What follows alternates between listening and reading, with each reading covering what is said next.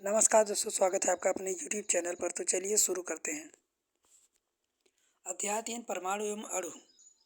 प्राचीन भारतीय एवं ग्रीक दार्शनिक द्रव्य के अज्ञात एवं अदृश्य रूपों में सदैव चकित होते रहते हैं। पदार्थ की विभाज्यता के मत के बारे में भारत में बहुत पहले, लगभग 500 ईसा पूर्व, विचार व्यक्त किया गया था। भारतीय दार्शनिक महर्षि कनाड ने प्रतिपादित किया था कि यदि हम द्रव्य पदार्थ को विभाजित करते जाएं तो छोटे छोटे कण प्राप्त होते जाएंगे। अतः हम इसे एक सीमा तक आएगी जब हम प्राप्त कण को पुनः विभाजित नहीं किया जा सकता, अर्थात सूक्ष्मतम कण अभाज्य रहेगा। इसे अभाज्य सूक्ष्म कण को उन्होंने परमाणु कहा। एक अन्य भारतीय दार्शनिक कात्यायन ने मत को विस्तृत रूप से समझाया। कहा कि ये कण सामान्यतः संयुक्त रूप से पाए जाते हैं जो हमें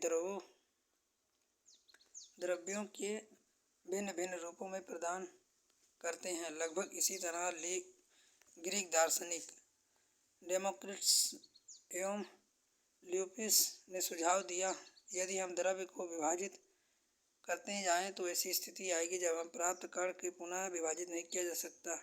उन्होंने इस अविभाज्य कणों को परमाणु कहा।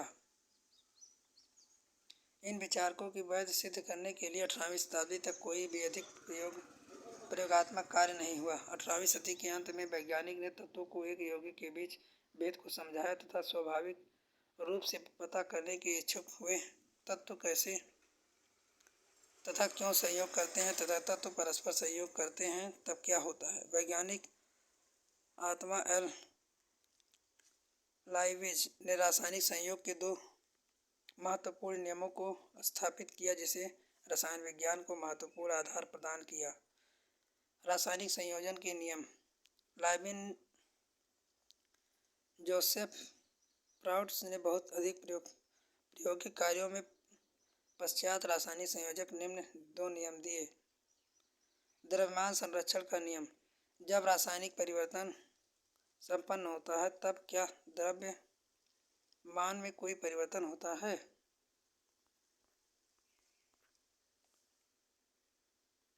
द्रव्यमान संरक्षण के नियम के अनुसार किसी रासायनिक अभिक्रिया में द्रव्यमान करना हो तो सृजन किया जा सकता है या न ही विनाश। स्थिर अनुपात का नियम। लाइविज एवं अन्य वैज्ञानिकों ने इस बात पर प्रकाश डाला कि कोई भी यौगिक दो या दो से अधिक तत्वों से निर्मित होता है। इस प्रकार प्राप्त यौगिक इस तत्वों का अनुपात स्थिर होता है, चाहे वह किसी स्थान से प्राप्त किया गया हो अथवा किसी ने भी इसे बनाया हो। यौगिक जल में हाइड्रोजन एवं ऑक्सीजन के द्रव्यमानों का अनुपात सदैव 1.8 ही होता है, चाहे वह जल स्रोत कोई भी हो। किसी प्रकार को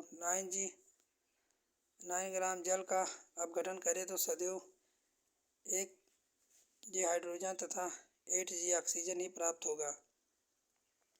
इसी प्रकार अमोनिया NH3 में नाइट्रोजन एवं हाइड्रोजन द्रव्यमानों के अनुसार सदैव 14.14 3 के अनुपात में विद्यमान रहेंगे, चाहे अमोनिया किसी भी प्रकार के निर्मित हुई हो तथा किसी भी स्रोत से ली गई हो। उपरोक्त उदाहरणों से स्थिर अनुपात से नियम की व्याख्या होती है, जिसे निश्चित अनुपात का नियम भी कहा जाता है। प्राउड्स ने इस नियम को इस प्रकार व्यक्त किया कि किसी भी यौगिक में तत्व सदैव एक निश्चित द्रव्यमानों के अनुपात में विघटित होते हैं। वैज्ञानिकों की अगली समस्या इन नियमों को उचित व्याख्या करने की थी। अंग्रेज रसायन जॉन डाल्टन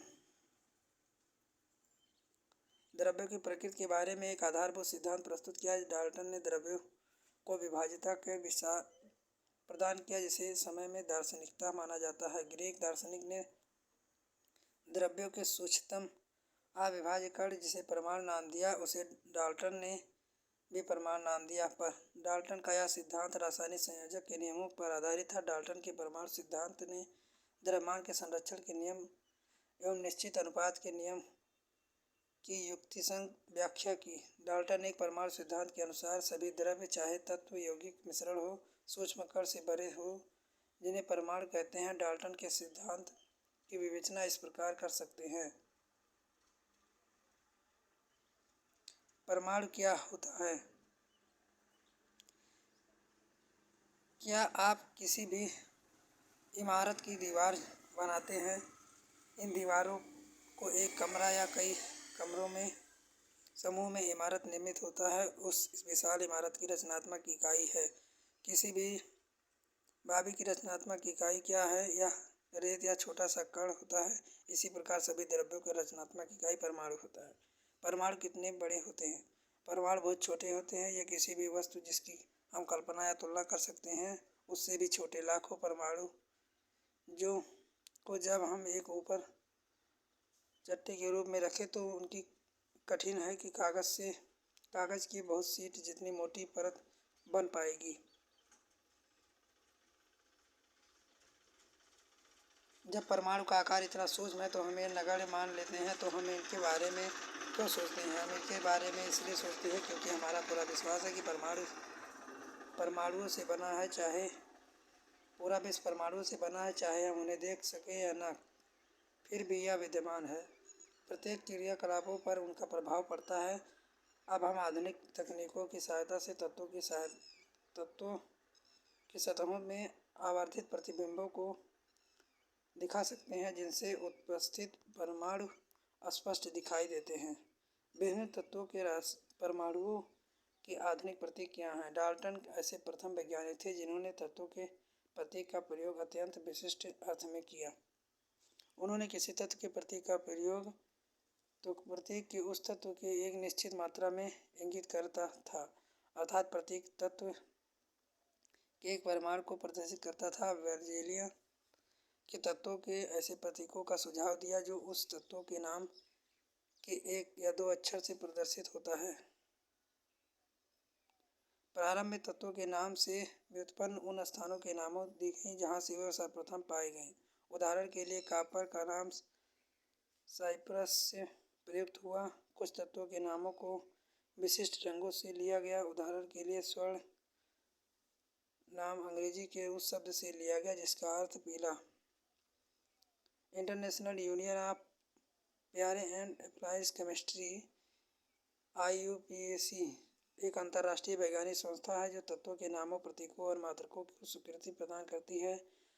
अधिकतर तत्वों के प्रतीक उन तत्वों के अंग्रेजी नामों के या एक से अधिक अक्षरों के नामों से बने। किसी प्रतीक के पहले अक्षर को सदैव बड़े अक्षर में तथा दूसरे अक्षर को छोटे अक्षर में लिखा जाता है। हाइड्रोजन H, एल्यूमीनियम Ai ना कि L, कोबाल्ट CO ना कि CO। कुछ तत्वों के प्रतीक उनके अंग्रेजी नामों के प्रथम अक्षर बाद के आने वाले किसी अक्षर के संयुक्त करके बनाते हैं। उदाहरण के लिए क्लोरीन Cl, जिंक Zn। अन्य तत्वों के प्रतीक को लैटिन, जर्मन, ग्रीक भाषाओं में उनके नामों से बनाया गया है। उदाहरण के लिए लोहा आयरन का प्रतीक Fe जो उसके लैटिन नाम से फेरम से व्युत्पन्न हुआ है। इसी प्रकार सोडियम के प्रतीक Na और पोटेशियम के नेट्रियम और कैलियम से व्युत्पन्न हुआ है। इस प्रकार प्रत्येक तत्व का एक नाम और एक अद्वितीय रासायनिक प्रतीक है। कुछ तत्व के प्रतीक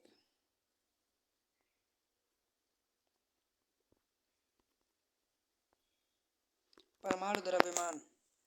डाल्टन के परमाणु सिद्धांत की सबसे विशिष्ट कल्पना परमाणु द्रव्यमान की थी। उसके अनुसार प्रत्येक तत्व एक अभिलाक्षणिक परमाणु द्रव्यमान होता है। डाल्टन का सिद्धांत स्थिर अनुपात में नियम इतनी भलीभांति समझने में समर्थ था कि वैज्ञानिक इससे प्रेरित होकर परमाणु द्रव्यमान को मापने की ओर अग्रसर हुए। चूंकि परमाणु द्रव्यमान को ज्ञात करना अपेक्षाकृत कठिन कार्य है, इसलिए रासायनिक संयोजकों ने नियमों के उपयोग एवं उत्पन्न यौगिक के द्वारा सापेक्ष परमाणु द्रव्यमानों को ज्ञात किया। हम यहाँ पर एक यौगिक कार्बन मोनोऑक्साइड CO का उदाहरण लेते हैं जो कार्बन और ऑक्सीजन द्वारा निर्मित होता है। प्रायोगिक तौर पर निरीक्षित किया गया कि 3G कार्बन और 4G ऑक्सीजन संयोजक के कार्बन मोनोऑक्साइड निर्मित होते हैं। दूसरे शब्दों में कहा जा सकता है कि कार्बन अपने 4/3 गुना अधिक द्रव्यमान वाले ऑक्सीजन के साथ संयुक्त होती है। मान लीजिए आप परमाणु द्रव्यमान की इकाई को एक कार्बन परमाणु द्रव्यमान के बराबर मानते हैं, तो कार्बन परमाणु एक यू ऑक्सीजन परमाणु द्रव्यमान को 1.33 यू निर्देशित करेंगे। लेकिन द्रव्यमानों की इकाई को यथापूर्व पूर्णांक या लगभग पूर्णांक से व्यक्त करना अधिक सुविधाजनक होता है। आगे चलकर वैज्ञानिकों ने परमाणु द्रव्यमानों की विभिन्न इकाइयों के बारे में विचार व्यक्त किए। वैज्ञानिक जब विभिन्न परमाणु द्रव्यमानों की इकाइयों के बारे में शोधरत थे, तो उन्होंने प्रारंभ में प्रतिज्ञान ऑक्सीजन परमाणु के द्रव्यमान 1/16 भाग को इकाई के रूप में लिया। दो कणों से इन्हें संगृहीत किया। कल्पना कीजिए एक फल विक्रेता बिना मानक भार के फल बेचता है। वह एक तरबूज लेकर कहता है कि इसका द्रव्यमान 12 इकाई है। वह तरबूज 12 के बराबर टुकड़े रखता है, पाता है कि उसके बाद द्वारा बेचे गए प्रत्येक फल का द्रव्यमान तरबूज के एक टुकड़े के द्रव्यमान के सापेक्ष है, जैसा कि 3.4 में दिखाया गया है। वह फलों के सापेक्ष फल द्रव्यमान इकाई में बेचता है। किसी तत्व के सापेक्षिक परमाणु द्रव्यमान को उसके परमाणुओं के औसत द्रव्यमान का कार्बन 12 परमाणु के द्रव्यमान 1/12 भाग के अनुपात द्वारा परिभाषित किया जाता है। सारणी 3.2 तत्वों का परमाणु द्रव्यमान। परमाणु किस प्रकार अस्तित्व में रहेंगे? अधिकांशतः तत्वों के परमाणु स्वतंत्र रूप से अस्तित्व में नहीं रह पाते हैं। परमाणु अणु आयन बनाते हैं। ये अणु आयन अत्यधिक संख्या में पुंजित होकर वह द्रव्य बनाते हैं जिसे हम देख पाते हैं, अनुभव कर सकते हैं अथवा छू सकते हैं।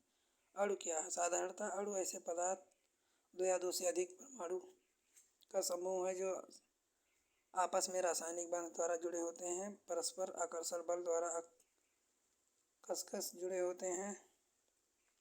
अणुओं को किसी तत्व या यौगिक के उस सूक्ष्म कण के रूप में परिभाषित कर सकते हैं जो स्वतंत्र रूप से अस्तित्व में रह सकता हो या ठोस यौगिक के रूप में गुणधर्म को प्रदर्शित करता है। तत्वों के अणु।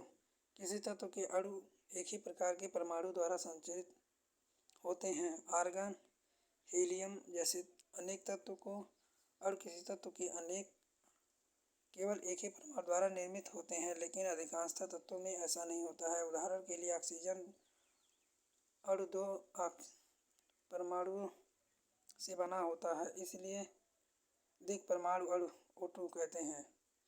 यदि समानता 2 स्थान पर 3 ऑक्सीजन परमाणु परस्पर संयोग करते हैं तो हम ओजोन 3 प्राप्त होता है। किसी अणु की संरचना में प्रयुक्त होने वाले परमाणुओं की संख्या को उस अणु की परमाणुकता कहते हैं। धातु अणुओं एवं कुछ तत्वों के अणुओं जैसे कार्बन के अणुओं में सरल संरचना नहीं होती है, किंतु उनके अणुओं में सीमित परमाणु परस्पर बंधे होते हैं। तत्वों की परमाणुकता।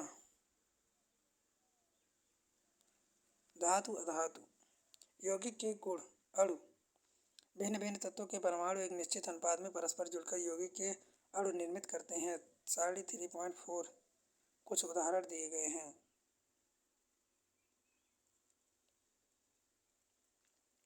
आयन क्या होता है? धातु अधातु युक्त यौगिक आवेशित कणों से बने होते हैं। इन आवेश कणों को आयन कहते हैं। आयन एक आवेशित परमाणु अथवा परमाणुओं का एक ऐसा समूह है जिसे नेट आवेश विद्यमान होता है या ऋण आवेश अथवा धन आवेश होता है। ऋण आवेश आयन को धनायन को कहते हैं। उदाहरण के लिए सोडियम क्लोराइड NaCl लीजिए। इसमें धनात्मक सोडियम आयन Na+ ऋणात्मक क्लोराइड आयन Cl- संगठन कण के रूप में विद्यमान है। परमाणु के समूह में जिन पर नेट आवेश विद्यमान होता है उन्हें बहुपरमाणुक आयन कहते हैं। सारणी 3.6 आयनों के निर्माण के बारे में अध्याय 4 में और अधिक जानकारी प्राप्त करेंगे। कुछ आयनिक यौगिक। रासायनिक सूत्र लिखना। किसी यौगिक का रासायनिक सूत्र उसके संगठन द्वारा प्रतीकात्मक निरूपण होता है। भिन्न भिन्न यौगिकों के रासायनिक सूत्र सफलतापूर्वक लिखे जा सकते हैं। इस अभ्यास के लिए हमें तत्वों के प्रतीकों एवं उनकी संयोजक क्षमता ज्ञात होनी चाहिए। किसी तत्व की संयोजक शक्ति उस तत्व की संयोजकता कहलाती है। किसी एक तत्व के परमाणु दूसरे तत्व के परमाणु के साथ किस प्रकार संयुक्त होकर रासायनिक यौगिक का निर्माण कर सकते हैं, आपको ज्ञात करने के लिए संयोजकता का उपयोग करते हैं।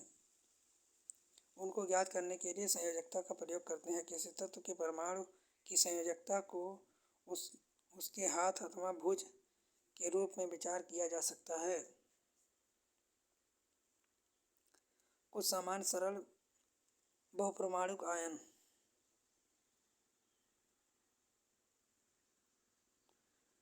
साढ़े 3.6 कुछ सरल बहुपरमाणुक आयनों की संयोजकताएं दी गई हैं। संयोजकता के बारे में हम अधिक जानकारी अगले अध्याय में प्राप्त करेंगे। रासायनिक सूत्र लिखते हैं समय आपको निम्न नियमों का पालन करना होगा।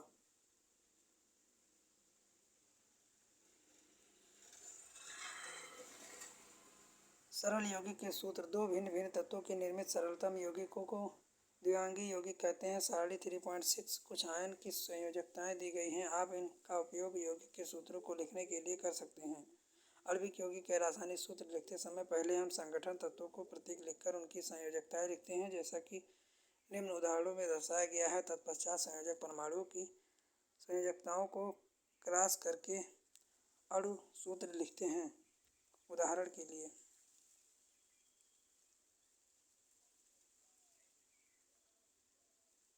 मैग्नीशियम क्लोराइड का सूत्र ज्ञात करने के लिए पहले हम धनायन संकेत Mg+2 लिखते हैं। इसके पश्चात ऋणायन क्लोरीन Cl लिखते हैं। तत्पश्चात इनके आवेशों को आड़ा तिरछा करके हम सूत्र प्राप्त करते हैं। इस प्रकार हम देखते हैं कि मैग्नीशियम क्लोराइड के अणु 2 क्लोराइड आयन Cl प्रत्येक मैग्नीशियम के Mg+2 के लिए होता है। इस प्रकार आयनिक यौगिक में धनात्मक ऋणात्मक आवेशों का संतुलन होता है। संपूर्ण संरचना उदासीन होनी चाहिए। ध्यान देने योग्य बात यह है कि इस प्रकार के सूत्रों के आयनों में आवेशों को नहीं दर्शाया जाता।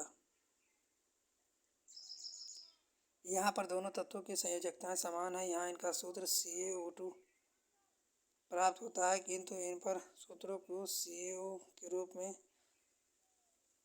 सरलीकृत करते हैं। बहु परमाणुक आयनों के यौगिक। ध्यान देने योग्य बात यह है कि कैल्शियम हाइड्रॉक्साइड सूत्र CaO2 न कि CaOH2।